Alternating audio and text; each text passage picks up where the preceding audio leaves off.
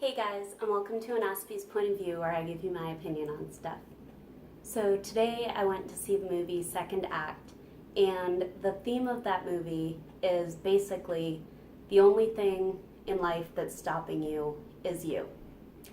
I felt that it was a really appropriate note to end the year on. So a little backstory on the past almost 6 years of my life. Very close to 6 years ago, I decided to move from Massachusetts to Texas because I got an amazing job offer. And I had just been diagnosed with autism.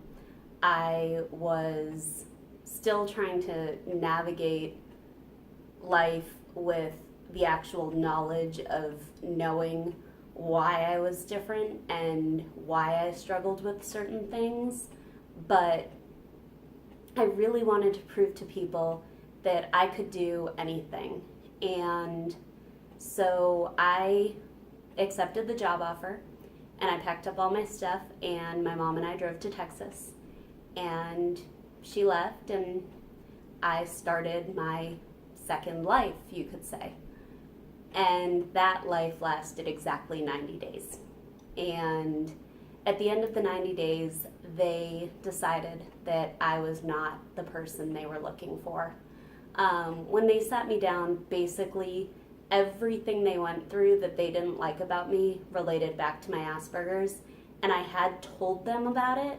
And so I felt like it was discriminatory, but at the same time, there was really so much shock was in my body at that point. I don't think I even said a word in my defense. Honestly, all I can remember is being completely blindsided and bursting into tears when I was told that I was no longer going to be working there. And I had made a plan, and my plan was to get a job or two. It ended up being 3, where I would be excessively uncomfortable for an entire year, front-facing customers all the time. I was working in a restaurant setting, I was working in a retail setting, and I was working in a convenience store setting. And I wanted to develop my people skills and then go back and beg for a second chance. Well, I never did that.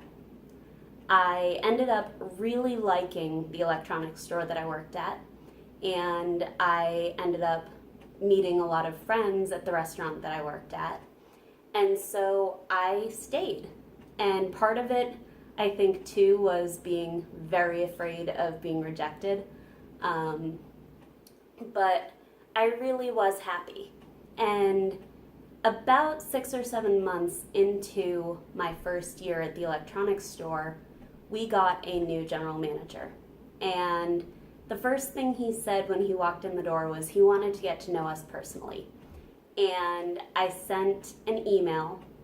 I will never forget, because the first line of the email was, "I'm not your typical employee, I have autism." And so I told this man the very first thing he knew about me was that I had autism. And I did go on in the email to say that it made me a great employee, that it made me a hard worker, that it made me really understand every product because I had the drive behind myself to learn about the products, and I had a good memory so I could remember specs on products and things of that nature. But the first thing I put out there was that I had autism. And so when it came time for things like promotions, I was usually not picked. And I kept being told that I wasn't mentally ready, I wasn't emotionally ready.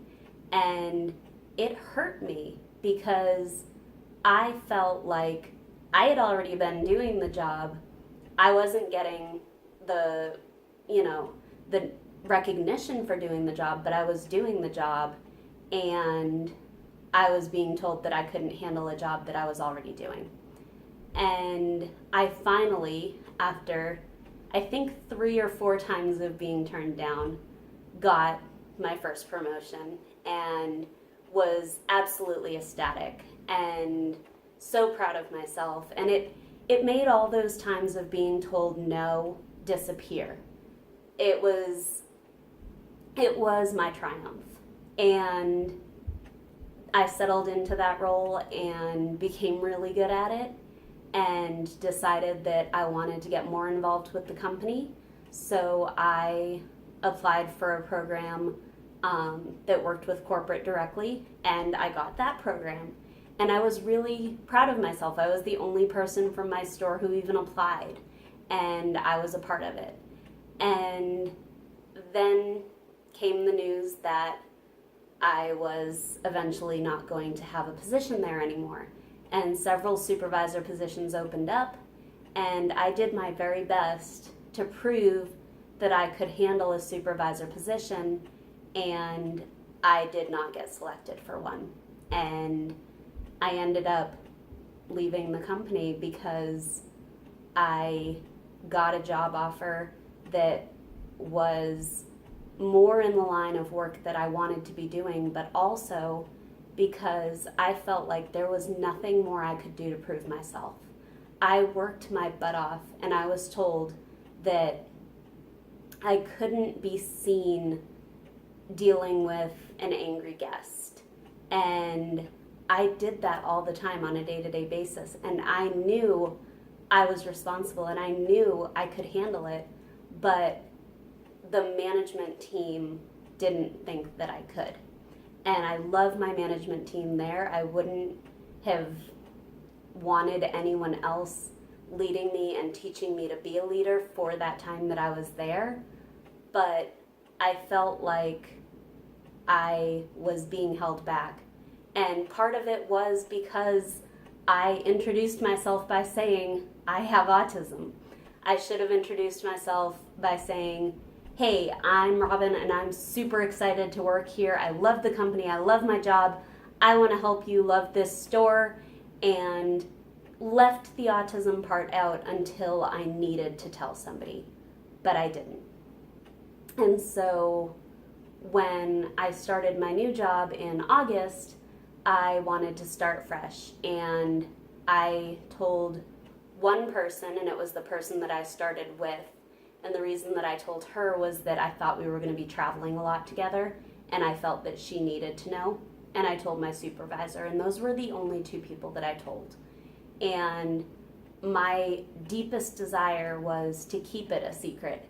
And I say this while I'm about to post this video online, but nobody that I work with knows that I have a YouTube channel.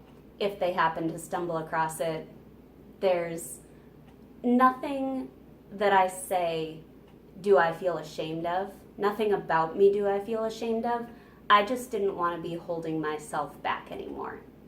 And still, I was, because I would have a setback at work one day and leave and get in the car and call my mom and say, I can't do this.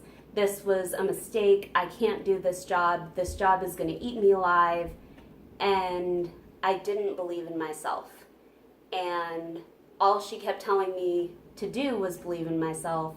But it's a lot easier for someone to say to you, hey, believe in yourself, you can do this, than it is for you to actually internalize that feeling and believe it. And so in the last couple of days, I've found that I'm not really getting as many corrections.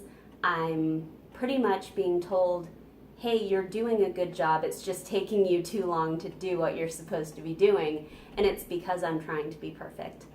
But I am determined not to hold myself back anymore. And so my goal for this new year is not to get in the way of myself.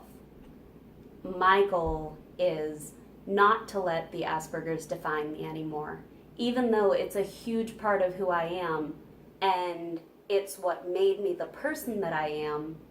I don't want it to hold me back, because I've always said that Aspergers is my superpower, and while I firmly believe that in my heart, a small part of my brain creeps in and says, no, it's actually crippling you. And so I need to silence that part of my brain. And so for this new year, that is my goal.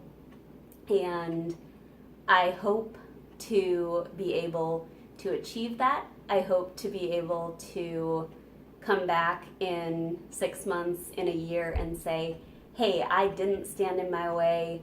I am thrilled with my performance over the past year. I'm thrilled with how I presented myself. I didn't need to tell anybody else about the Aspergers. I got through it and I did great and I made it through. And that is my hope. So I don't make New Year's resolutions because resolutions never get followed through on. I make hopes. And my hope is to not stand in my own way anymore. Until next time, this has been an Aspie's Point of View. Good night.